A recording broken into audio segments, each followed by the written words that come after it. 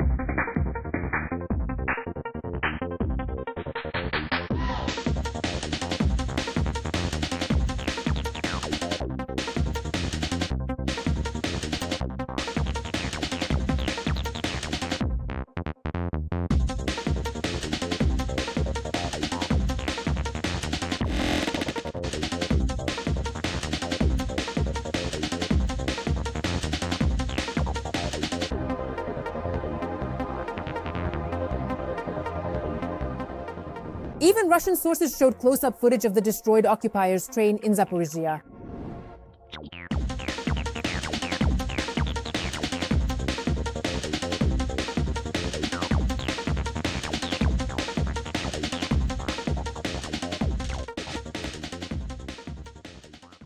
Here are a few more successful angles of the occupiers' burning train. For your attention.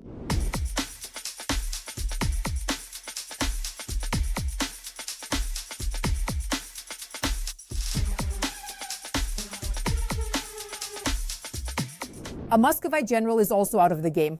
Ukrainian fighters carried out a series of drone strikes, in particular hitting a military vehicle on the Rylsk-Khomutivka highway. It was in this vehicle that the deputy commander of the Russian Federation's Sever military group, Lieutenant General Yesudallah Abachev, was traveling. According to media reports, the occupier had his arm and leg amputated.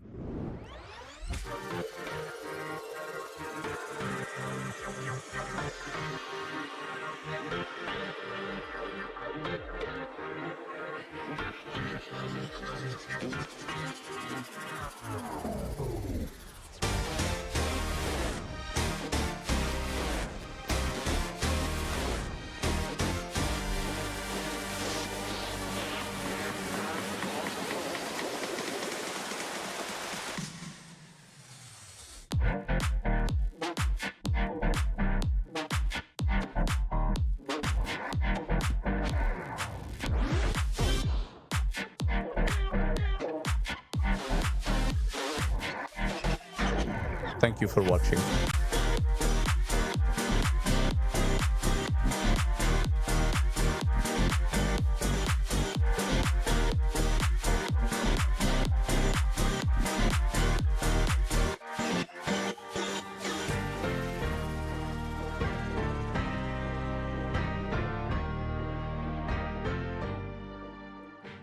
The fact that our defenders are hitting accurately is already a fact. What's more, they're even managing to set records.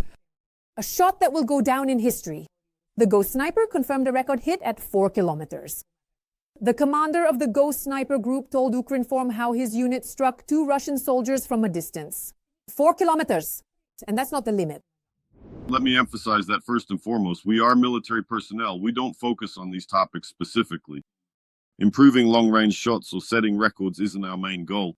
We do our job, and the entire war for us is shaped by circumstances and coincidences. There was a shot accurate at a distance of 4 kilometers. At that moment, everything was recorded on video. If even one component had been missing, you understand there would have been no way to confirm it. Another technological shock from Ukrainian engineers. Domestic specialists have developed a new missile with a range of 3,000 kilometers. And this super powerful weapon, which has been named Flamingo, is already ready for combat. What's more, Russia is in a panic. Flamingo is already in serial production. Find out more details about the new super powerful Ukrainian missile right now. A warhead weighing 1 ton and a flight range well over 1,000 kilometers. Ukrainian photographer Yefrem Lukatsky, who collaborates with Associated Press, has published a photo of the new Ukrainian long-range missile Flamingo. Flamingo missiles produced in Ukraine and with a range of over 3,000 kilometers have entered mass production. This is happening in the workshop of one of the country's leading defense companies, Firepoint, at an undisclosed location in Ukraine. A comment under the photo states that it was taken on August 14th in the workshop of the defense company Firepoint. In the photo, the missiles in the workshop are already ready for shipment. It appears that the Flamingo may be in serial production. Ukrainian official sources in the missile sector have long hinted that the Ukrainian defense industry is preparing a major long-range surprise for the Russians. And judging by, apparently the Flamingo is exactly the surprise that was being talked about. According to military analysts, the missile is very simple to manufacture. And that's exactly what Ukraine needs right now. This is great news. The missile really is simple. It can't be compared to the likes of Storm Shadow, Scalp, and so on. But in this case, we don't need very complex guidance systems. Like those found in modern American or British missiles, there are visual guidance systems that can home in on an infrared image even when various anti-missile countermeasures are used. In this case, we don't need that. Pavlo Narozhny, military expert. All known facts indicate that the so-called Flamingo, this is already the well-known FP5 cruise missile from Millennium Group. The appearance and descriptions of the missiles are identical. More than 50 of these missiles can be produced each month. This, of course, is explained by the right approach, where in favor of mass production, such complexities as launch from a transport launch container and a folding wing were sacrificed. At the same time, this comes at the cost of a relatively long pre-launch preparation, 20-40 minutes. But with such capabilities, the FP5 is a completely effective trade-off. The company also stated that the missile uses satellite navigation resistant to electronic warfare, as well as an inertial system. The publication, Defense Expert. The warhead of the Flamingo is 1 ton. That's twice as powerful as the American Tomahawk. And most importantly, it is intended for mass production. Russia systematically tries to cripple the Ukrainian defense industry. And Ukraine needs to act in the same way, to focus on destroying the Russian military-industrial complex. And it is enormous in size. And we see that most of these factories can be hit with cheap drones that fly at speed. Not 1,000 kilometers like this missile, but at a speed of 200-250 kilometers per hour. So right now we need a large number of inexpensive means that can effectively destroy the Russian economy and defense industry. And this missile is capable of doing that. Pavlo Narozhny, military expert. Kyiv has not made any official statements about the new long-range Flamingo missile, and in this case, most likely everyone will simply see the result. The Flamingos strike on military factories Of the Russian Federation. Every voice matters. Join our community, support independent journalism and help us bring you the truth from Ukraine. Become a member of Ukraine today. Join us now. The tactical characteristics of the Flamingo missile are a trump card for demonstrating Ukraine's military capabilities on the international stage. This was stated by former Air Force officer and deputy director of an electronic warfare equipment manufacturing company, Anatoly Krapchinsky. The expert emphasizes the strategic value of such missiles. They can strike key Russian production facilities, aviation and missile factories, weapons depots, and strategic sites.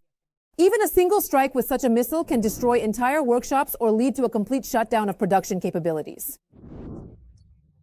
But this name Slavna is well known and was first introduced back in the late 1990s and early 2000s, when a certain Emirati company was funding the development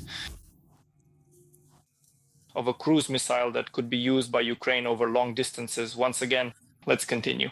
Let's note that the specifications we were given provide us with a clear understanding that from the standpoint of aerodynamics and physics, this is possible.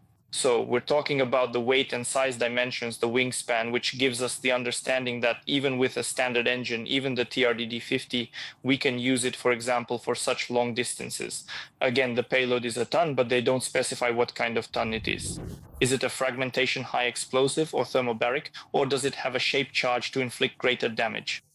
Again, regarding the question of the possibility of using it at such a distance, how much fuel is needed, we can see that here now. In the video, the launch was carried out using a solid fuel booster. This saves the fuel that is directly inside the missile itself. Therefore, in principle, we were given tactical specifications, which are an advantage.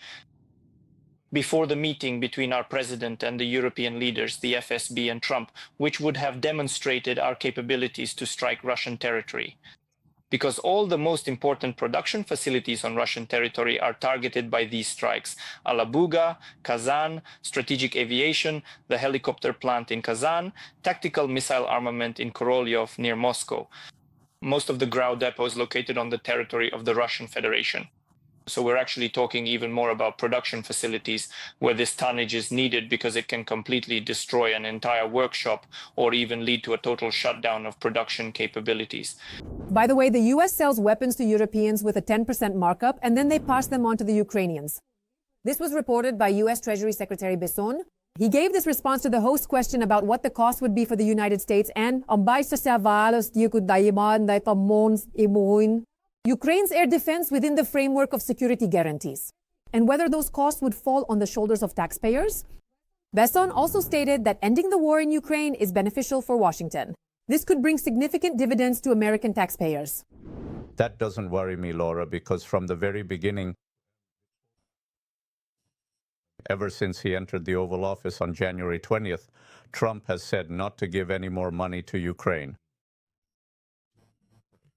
We have established an economic partnership that, when the conflict ends, could pay off well for taxpayers. We can get our investment back. If things go well for Ukraine, then things will go well for us too if the conflict ends. And the conflict needs to end for the economic partnership to truly work. We will start with some investments right now. So I believe that President Trump is very vigilant.